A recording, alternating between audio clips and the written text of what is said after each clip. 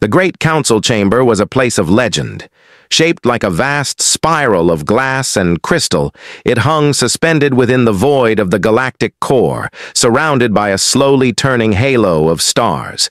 Delegations from hundreds of civilizations filled the tiers, their languages weaving into a tapestry of sound. Each delegate had come to decide the fate of a single world, Earth. For centuries, humanity had been the restless newcomer. They advanced faster than predicted, challenged long-standing trade agreements, and refused to sign the binding accords that kept other young species in check. In the eyes of the older races, humanity's drive was not ambition. It was instability. Now, an incident on the mining colony of Harvan 6 had given the Council the excuse it needed. A human-owned company had been accused of damaging a rare resource deposit claimed by the Threx Alliance. The dispute spiraled quickly. No one spoke of negotiation. Instead, the Council called for an emergency vote. Rows of alien eyes, multifaceted, lidless or glowing, watched as the presiding speaker floated to the center platform. His voice, translated into 100 tongues, carried a tone of finality. Delegates, the motion before us is clear. Humanity shall be placed under controlled governance. Their fleets will be dismantled, their industries regulated, and their expansion beyond their home system prohibited. All in favor. Raise your markers. The first markers rose immediately. Tall crystal rods for some species, glowing spheres for others. One by one, more followed. The motion passed through the chamber, like a wave. Even species who had once traded openly with Earth raised their markers without hesitation. In the human delegations section, 3 representatives sat behind their transparent desk. Ambassador Arlen Vale, a man whose hair had turned silver, under the stress of decades of diplomacy, watched the markers rise. He had suspected this moment would come, though he had hoped for at least a few allies to stand beside them. None did. Beside him, Counselor Mira Chen typed into a small slate, her fingers moving in deliberate patterns. It was not a message, merely numbers, statistics, data she already knew. She was keeping her mind occupied so she would not show what she felt. Across the chamber, cameras floated, capturing every reaction for the record. The final tally came in. Every single species present had voted yes. The result was announced without ceremony. The motion passes. The human systems will come under. Council control effective immediately. Fleet deployment begins within the next rotation. A low murmur filled the chamber, a mix of satisfaction, curiosity, and, in a few cases, relief. For many, this was a necessary act to preserve stability. For others, it was the quiet removal of a potential rival. Arlen Vale rose slowly, straightened his jacket, and inclined his head toward the presiding speaker. Earth acknowledges the decision of the Council, he said, his voice even, the translation smooth and unbroken. We will comply. Those words were met with approving nods and a ripple of relaxed postures across the alien seats. They thought the matter settled. Only the humans noticed the smallest of details. Vale's tone was steady, but his eyes were not the eyes of a defeated man. They were the eyes of someone memorizing every face, every voice, every vote.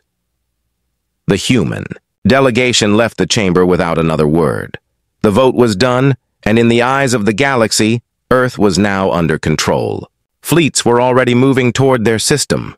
But far from the Council's shining core, on the blue and green world they sought to command, preparations of a different kind had already begun. Quiet ones. Because while the Council believed humanity would submit, Earth had been watching and waiting for a day like this. And when the time came, they would answer, just not in the way anyone in that chamber expected. It began with a shadow. On the far side of the moon, the first Council-controlled carriers emerged from faster-than-light transit. They were enormous structures, slabs of alloy and crystal that dwarfed any vessel humanity had ever built. Their presence alone cast a dark sweep across the lunar surface. Within hours, more fleets arrived, phasing in with ripples of space-time distortion.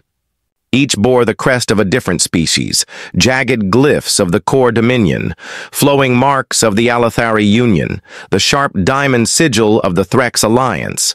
They did not arrive to negotiate. They arrived to claim. The people of Earth saw the images almost immediately. News stations broadcast them in an endless loop, vast carriers drifting against the black, dropships deploying in coordinated arcs toward orbital stations, warships positioning themselves over major cities. From the skies above New York, Shanghai, and Nairobi, unfamiliar silhouettes hung in low orbit, sleek organic curves for some species, bristling geometric towers for others. To the untrained eye, it might have been a demonstration of technology. To anyone who understood warfare, it was occupation without a shot fired. On the Council's official channels, the message was clear. Earth has entered a period of supervised governance for the safety and stability of all civilizations. The phrasing was precise, calculated to sound protective rather than punitive. But on the ground, humans understood exactly what it meant.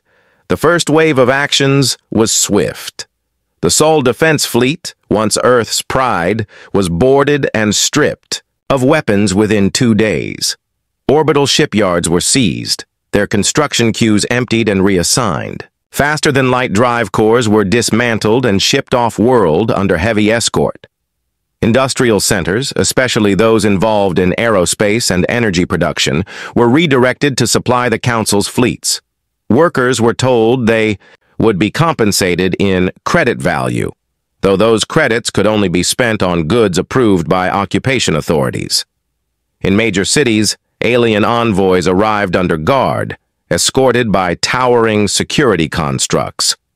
They spoke of mutual benefit, shared prosperity, and future integration.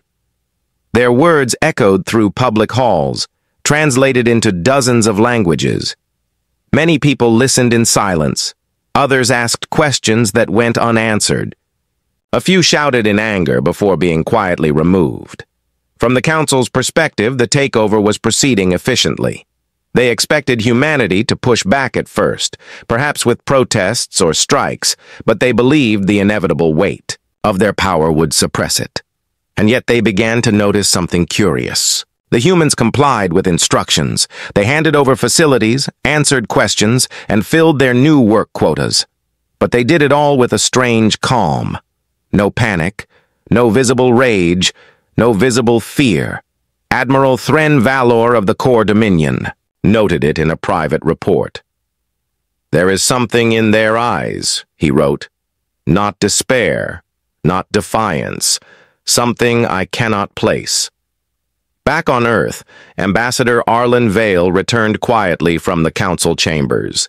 He did not address the public directly. Instead, he visited several key industrial leaders, speaking in low tones behind closed doors. Mira Chen traveled extensively during these days, under the guise of liaising with the new authorities. Her visits often coincided with short blackouts in local communications, a detail no one outside a certain circle seemed to notice. The Council believed they had ended humanity's ability to move freely beyond their star system. What they did not know was that humanity had never relied solely on visible fleets for power. In abandoned tunnels beneath old cities, in hangars buried under ice and stone, in facilities the Council's scans could not reach, small teams worked without pause. Supplies were moved in the dead of night, sometimes in plain sight disguised as ordinary shipments. For now, the Council's fleets ruled the skies. Their banners hung from orbital stations, their laws echoed through the streets. But behind the steady, unblinking eyes of a quiet people, something was already taking shape, a silent answer that would one day fill the skies with a shadow of its own. The occupation fleet saw only what they expected to see: cities adjusting to foreign authority, industries repurposed to council needs, and people going about their daily routines. To their commanders, the calm meant control. But beneath the surface, something else was forming. It began with small contacts, a coded greeting passed between two engineers working at separate energy plants. A shipment manifest that looked ordinary but contained carefully placed anomalies in its numbers. A single phrase, spoken casually in public, that told the listener exactly where to meet after dark. By design, the network had no single leader. It was a web of cells, each small enough to disappear if compromised. Communication moved in fragments, passed through encrypted bursts sent from devices the Council had overlooked, old Earth satellites left in decaying orbits, once part of a long-abandoned weather monitoring system. Their outdated frequencies were ignored by the occupiers, yet they still worked perfectly for short, precise transmissions. Mira Chen was one of the few who understood the scale of what was happening. Officially, she was the liaison between Earth's remaining administrative councils and the alien overseers. Unofficially, she traveled from city to city, activating the old channels and making contact with groups ready to act. She visited the underground maglev lines beneath Johannesburg, where a section of the network had been converted into a mobile workshop. She spent hours with a quiet team of machinists who were building components far beyond the technical regulations now imposed by the Council. In the ice tunnels of Antarctica, a different team worked in near silence, their breath fogging in the dim light. They were not building ships. They were building something smaller and far more dangerous. Probes capable of riding solar winds undetected, each carrying enough data to map and disrupt an entire enemy communications grid. The key was patience.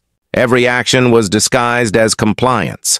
Cargo ships destined for Council supply stations carried legitimate goods in their upper holds, but hidden in their maintenance bays were sealed containers marked for waste disposal, containers that never appeared on official records.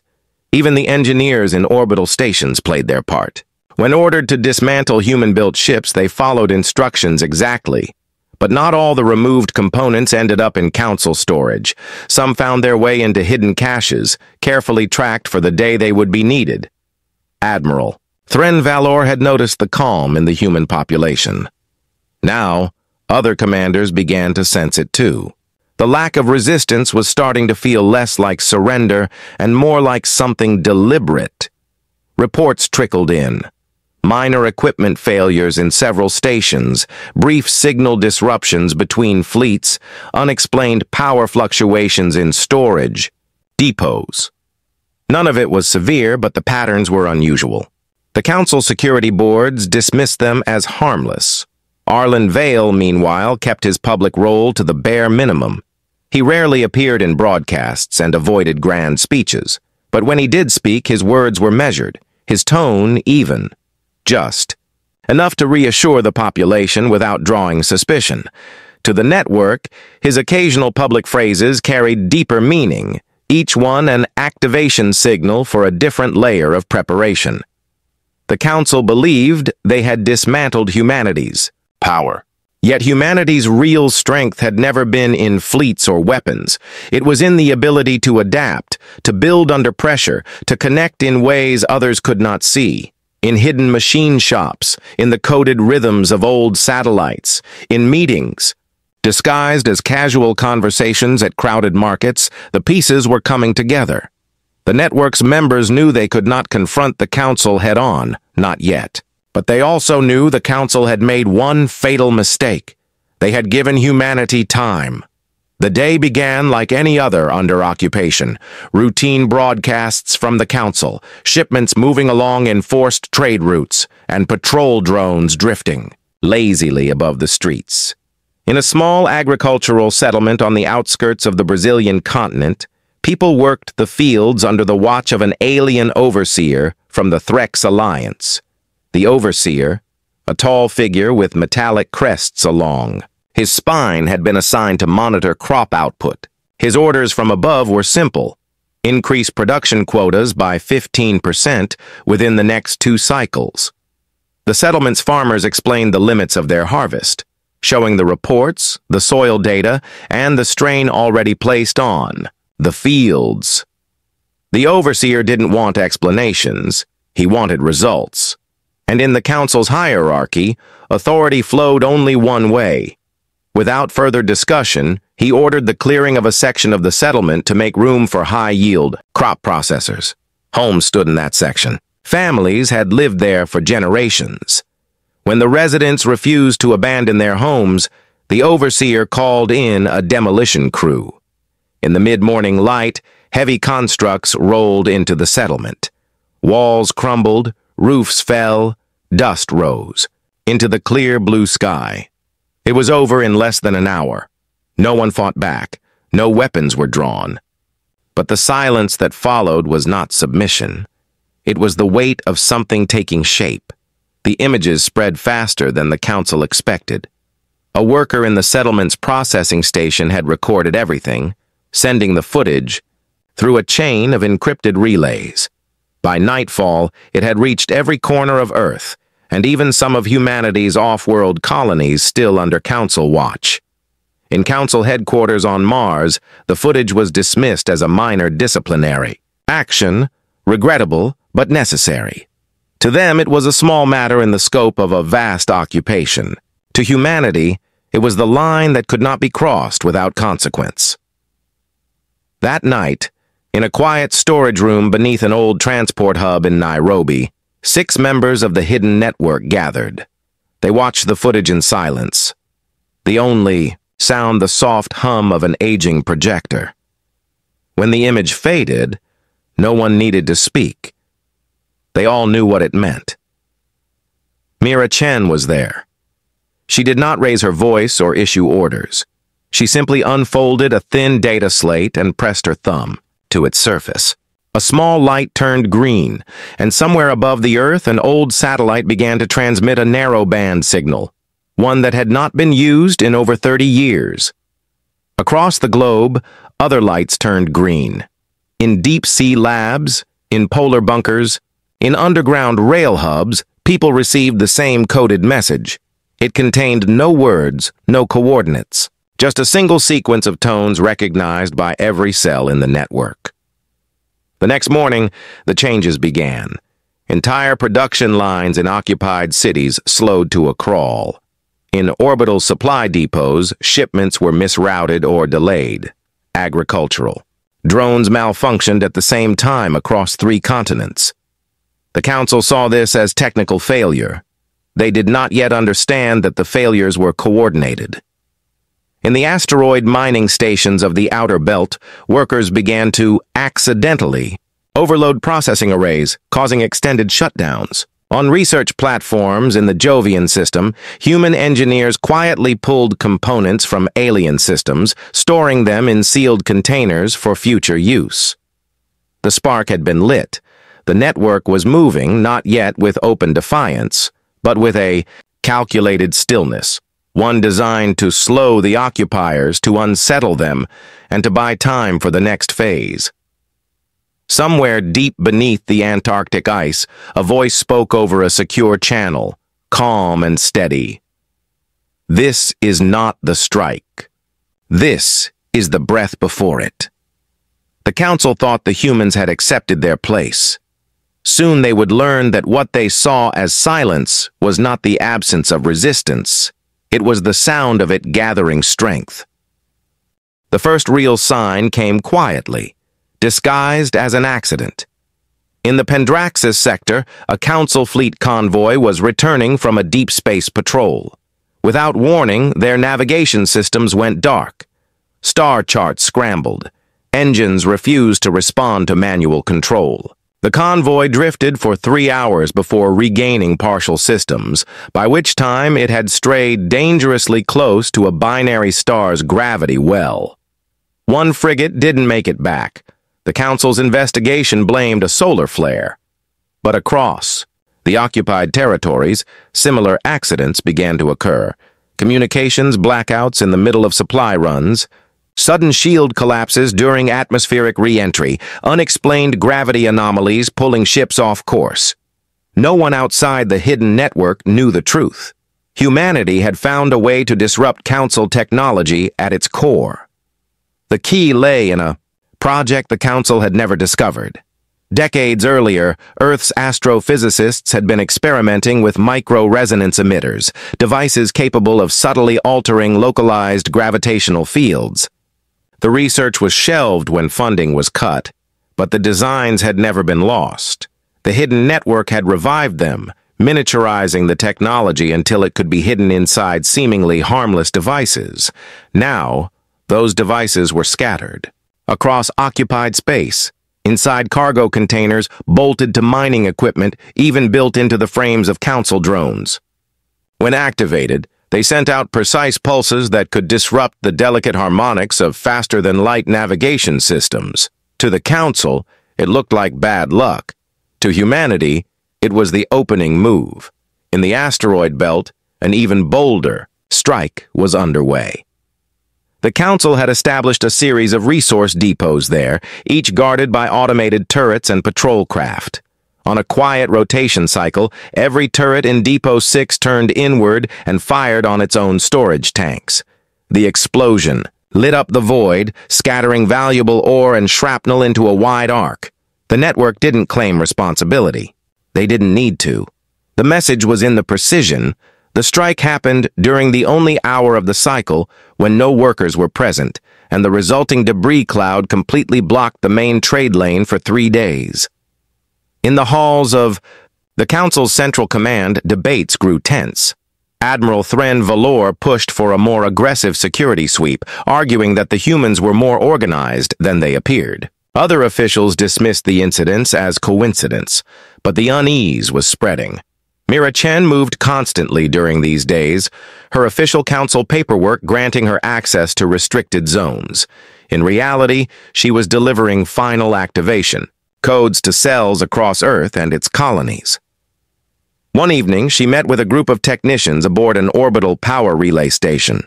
The meeting lasted only minutes. When she left, the technicians quietly began reprogramming the station's core. Hours later, its massive energy beam, intended to supply power to a nearby fleet yard, flickered, surged, and overloaded, knocking the entire yard offline for nearly a week. Still, the strikes were subtle. No public declarations, no open battle. The network wanted the Council guessing, second-guessing, and constantly off balance. Every failure meant delayed shipments, reduced fleet patrols, and growing distrust between allied species. On Earth itself, small signs of change appeared. Supply shortages forced the occupiers to ration their own personnel, giving humans a little more room to maneuver. Some alien officials began staying within their secure compounds, wary of traveling without heavy escort. The first counter-move had worked exactly as intended. Humanity had shown that even without fleets, without visible armies, they could reach across space and disrupt the machinery of the most powerful interstellar alliance in existence. And for every accident the Council saw, there were 10 more still waiting, ready to be triggered when the time came. Far beneath the ice, in a hidden chamber lit by the glow of ancient monitors, Arlen Vale reviewed a star map marked with dozens of subtle points. He placed a finger on one of them and spoke quietly into the room. Phase 1 is complete. Begin the build for Phase 2. The network moved again, faster now, bolder, and somewhere in the silence of deep space, the first outlines of the war to come began to take shape. By the time the Council realized the scope of the disruptions, it was already too late for subtle containment. Supply shortages were spreading between sectors. Patrol fleets reported rising numbers of navigation failures. Entire depots were offline. What had begun as a series of isolated inconveniences now looked like a coordinated campaign.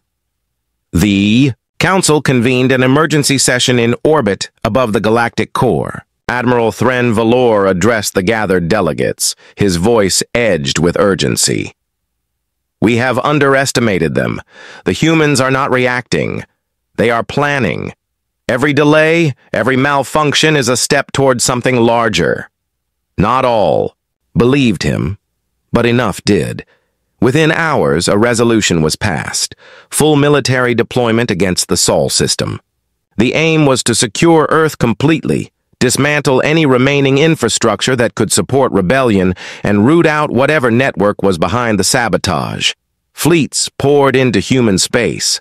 Carriers the size of mountains, escort destroyers, bristling with weapons, and dreadnoughts equipped with experimental shields.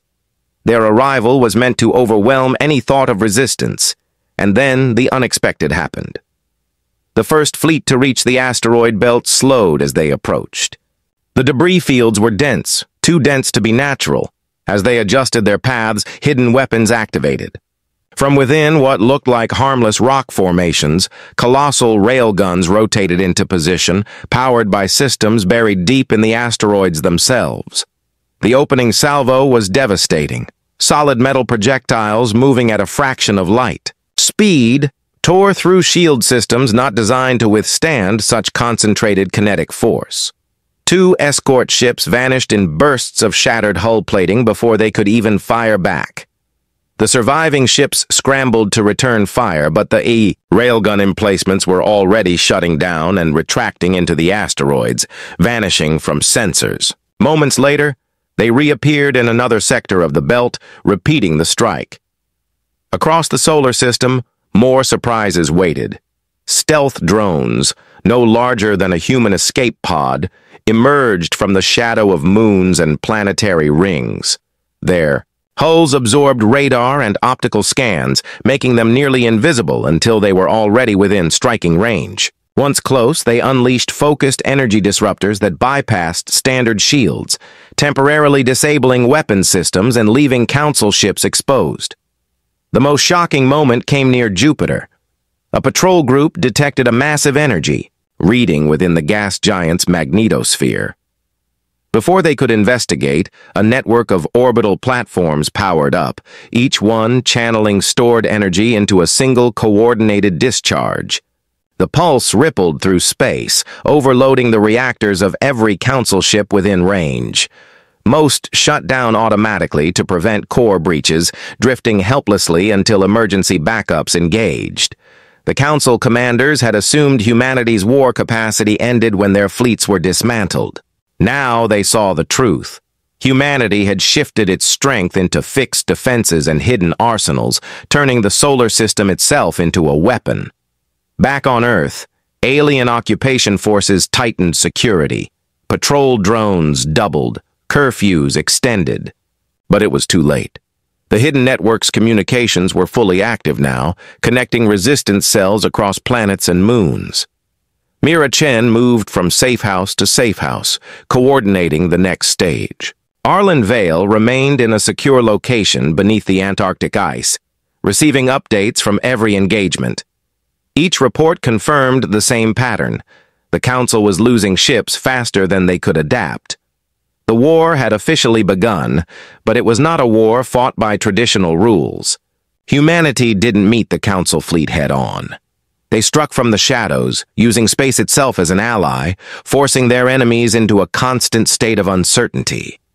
And for every weapon revealed so far, there were others still hidden, waiting for the moment when the Council would believe they had finally regained control. Vale studied the tactical map, the scattered red and green markers shifting as reports updated in real time. Phase 3, he said at last, his voice steady. It's time they see how far we're willing to go. In the darkness of space, dormant systems began to wake, systems that had been hidden for decades, built for a single purpose. The Council's fleets had come to bring order to the Sol system. Instead, they had stepped into a trap built on patience, precision, and the quiet determination of a species that refused to bow. The war in the Sol system had slowed the Council's momentum, but it hadn't stopped them. Reinforcements continued to arrive, their commanders determined to grind down human resistance through sheer numbers. Humanity knew it was only a matter of time before the occupation fleets adapted to the railguns, drones, and energy disruptors. Waiting for that moment would mean defeat. So the network moved to the next phase, Operation Severance. This was no longer about defending home territory. Operation Severance would reach into the heart of the Galactic Council's supply lines, targeting the foundations that kept their fleets operational. It was bold, dangerous, and, if successful, would fracture the enemy's ability to wage war entirely. It began far from Earth, in the quiet shadow of a brown dwarf star on the outer edge of mapped space. A disguised freighter emerged from its cover, carrying a small team of engineers and a single, heavily shielded device. They navigated to a nearby jump gate, a massive, ring-shaped structure used by the Council for rapid fleet movement between sectors. The freighter's crew acted with precision. The device was installed within the gate's core in less than an hour, its systems hidden behind layers of false diagnostic data. When activated, it would emit a burst that would permanently scramble the gate's alignment, rendering it useless for long-distance travel. Within weeks, similar operations were carried out across multiple sectors. The Council began to notice travel delays and detours, but their initial investigations pointed to random mechanical failures. Only when 5 gates failed within a single day did they realize the truth. While the gates fell, other teams struck at shipyard worlds. Using stolen clearance codes, human operatives infiltrated dry dock facilities where new dreadnoughts were under construction. They planted compact sabotage modules into the vessel's power conduits, designed to overload the reactors during their first live-fire tests. 3 weeks later, during a ceremonial fleet launch on the Council world of Veyral, the modules activated. 5 newly commissioned warships went dark in the span of minutes, their systems locked beyond repair. But the most daring strike came at the Council's primary fuel refinery in the Harvan 6 system, the very colony where the original dispute had begun. Under cover of a civilian transport convoy, a squadron of stealth drones slipped past orbital defenses and targeted the refinery's orbital stabilizers. Instead of destroying the facility outright, they induced a slow destabilization, sending it drifting into the system's gravity well. The Council had no choice but to evacuate, losing one of their largest fuel supplies in the process. The combined effect of these strikes was immediate. Fleet commanders found themselves cut off from reinforcements, stranded in sectors without resupply. Shipyards halted production. Fuel shortages forced entire battle groups into standby mode. In Council command chambers, panic replaced confidence. Delegates demanded answers from one another, accusing rival species of withholding resources or failing to protect key assets. Trust within the alliance began to fracture. On Earth, the mood shifted. People who had lived under curfew and constant patrols for months now saw the occupiers pulling back their local forces to protect off-world holdings. Patrol routes thinned, restrictions loosened, not by mercy, but by necessity. In a hidden control room beneath the Antarctic ice, Arlen Vale and Mira Chen reviewed a stream of intercepted Council communications. The data confirmed what they had hoped to see. Multiple sectors were on the verge of collapse, and logistical chaos was spreading faster than the Council could contain it. "Severance is working," Chen said quietly, her eyes scanning the reports. Vale nodded. "We've cut their reach. Now we decide if we cut the hand entirely." For the first time since the occupation began, the initiative belonged entirely to humanity. They had turned the war outward, shifting from defense to attack, and in doing so had forced the Council to play their game, one of precision, patience, and relentless disruption. But even as the successes mounted, Vale knew the final step would be the most dangerous. Breaking the Council's supply chains had weakened them. Striking at their homeworlds would end the war, or destroy humanity in the attempt, and the decision would have to be made soon. The Council had survived wars before. They had faced rebellions, rival coalitions, and the collapse of entire civilizations. But they had never faced an enemy who could dismantle their power without ever matching them ship for ship. Operation Severance had left their fleets stranded, their supply chains fractured, and their political unity splintered. Now, humanity was preparing to deliver the final blow, not through annihilation, but through a strike so precise it would leave the galaxy with no doubt about Earth's place among the stars. The target was the Council's core assembly world, Aurelian Prime, a planet that symbolized stability for centuries. Its orbital platforms were thought to be impregnable, shielded by layered defenses and monitored by fleets stationed in-system at all times. The network had spent months studying every weakness, every blind spot, every moment when security routines shifted just slightly. The strike began without fanfare. In the middle of the planet's day cycle, civilian transports entered orbit, registered as routine supply deliveries. They followed approved flight paths, broadcasting identification codes stolen months earlier. No alarms sounded, hidden within. The transport's cargo holds were arrays of resonance emitters, each tuned to a precise frequency. At a coordinated moment, the emitters activated, sending out waves that destabilized the shield generators protecting the planet's main assembly. Only seconds later, a swarm of stealth drones dropped from high orbit, each one releasing a cluster of small, non-lethal electromagnetic devices. The devices latched onto power conduits, control towers, and communications hubs. In less than 3 minutes, Aurelian Prime's entire central district went dark. The Council's fleet scrambled to respond, but they found themselves facing an invisible adversary. Human operatives, already on the surface under false identities, emerged from the crowds and moved toward prearranged targets. They carried no weapons capable of mass destruction, only portable projectors that broadcast a single visual feed to every screen, every comm channel, every holographic display across the planet. It was Arlen Vale, speaking from an undisclosed location. His voice was calm, his tone measured. "This is not conquest," he began. "This is understanding. You believed Earth could be chained, that our people would bend to your will.